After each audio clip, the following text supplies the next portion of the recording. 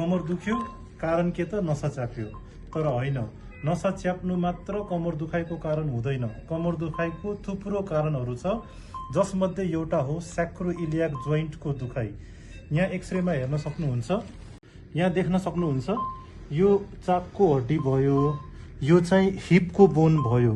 यो दुवैको बिचको जुन यो जोर्नी हुन्छ त्यसलाई एसआई जोइन्ट भनिन्छ र यो जोइन्टको दुखाइ पनि एउटा प्रमुख कारण हो कमर दुखाइको। र यो कमर दुखाइको लागि उहाँ दाजु 50 वर्षको यो दुखाइको लागि हामीले उहाँलाई एसआई जोइन्ट भित्र इन्जेक्सन हालेको थियौं। त्यो इन्जेक्सन लगाइसकेपछि लगभग दाजुलाई 80% 90% दुखाइ कम भयो। यो डायग्नोस्टिक टेस्ट पनि भन्छ यसलाई, दुखाइको सोर्स पेन जेनेरेटर कहाँ हो भनेर पत्ता लगाउने। र त्यो दुखाइ कम भइसकेपछि अहिले चाहिँ हामीले त्यो जोर्नीबाट जाने नसाहरू सबै जलाउँदैछौँ। यहाँ हेर्न सक्नुहुन्छ, यतातिर जोर्नी भयो, यो जोर्नीबाट नसा दिमागसम्म जान्छ।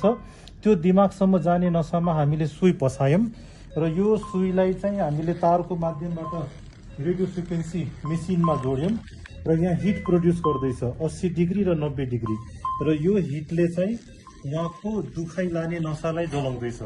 आशा गरौँ यति गरिसकेपछि दाजुलाई धेरै दिनसम्म दुखाइ कम होस्, फेरि सुई लगाउनु नपरोस्। हस्, धन्यवाद।